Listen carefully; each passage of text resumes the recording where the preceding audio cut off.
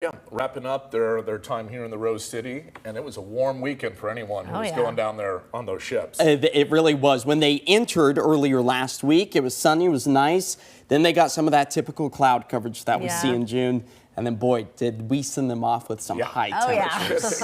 Yesterday breaking records here through the I-5 corridor as those summer views were widespread across our area. This was just last night, that nice sun glow along the horizon and the West Hills after we saw temperatures climb back up into the mid-90s, breaking records up and down the I-5 corridor when our average daytime high temperature yesterday should have been sitting right around 73 degrees. Now, we do it all over again with those high temperatures today. Thus, that KOIN 6 weather alert in place through 10 o'clock this evening as the dangerous heat still remains widespread here across the Pacific Northwest, but cooler temperatures are on the way as many of us are still holding on to those mid-90s right now. 94 degrees, just a degree shy of breaking the record for us. We have to hit 95 to be able to tie that, which is still a possibility as we take a live look out over downtown Portland on this very toasty Monday. Expected to see those temperatures start to slide back into the 80s, so still a very warm evening ahead for us. Even after sunset, holding on to those well above average temperatures as we are seeing those hazy skies from the Vancouver waterfront looking towards downtown Portland.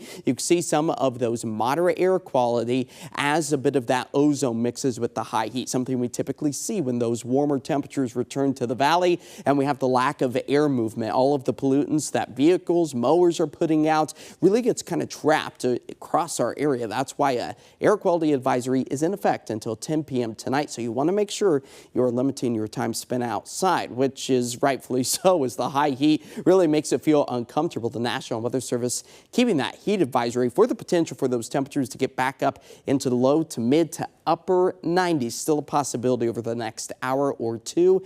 That is set to expire at 10 o'clock tonight. That, of course, helping to feed the fire potential as we're turning up the dials here across much of our area back up to about a level 3 or so, even potentially a 4 out just east of the Cascades. That's where a red flag warning is currently in effect through the rest of this evening. Again, that potential still remains. Turning up the dials in places like Bend, Pendleton, back up to a category 4. That puts us in the moderate risk, all as the high temperatures still remain. We've been keeping track of those 80+ degree days, now 13 in the bank and now touching 90 degrees for 2 consecutive days, when on average for the entirety of the summer month we should see right around 15 days in the 90s. All right, the high heat due to this ridge of high pressure that's building, but there is an end in sight. This trough developing over the Gulf of Alaska will eventually start to push its way back into western Oregon, southwest Washington, helping to cool down our temperatures and potentially by the start of next week, may be able to squeeze out a stray raindrop or two for much of our area. So we'll time everything out with our futurecast, expecting to see those cloud-free skies take us through the night tonight.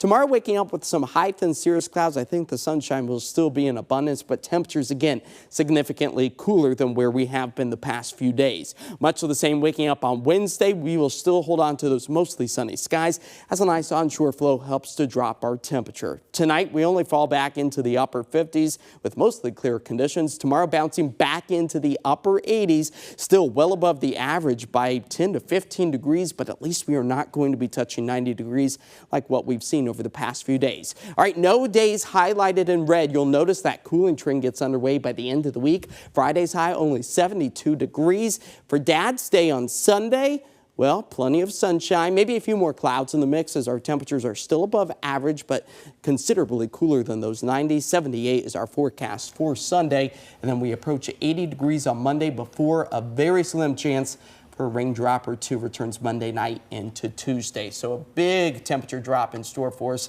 over the next couple of days. Yeah, it looks like they'll really have to hold out maybe until Wednesday to feel that relief. Still hot tomorrow. Absolutely so. All right.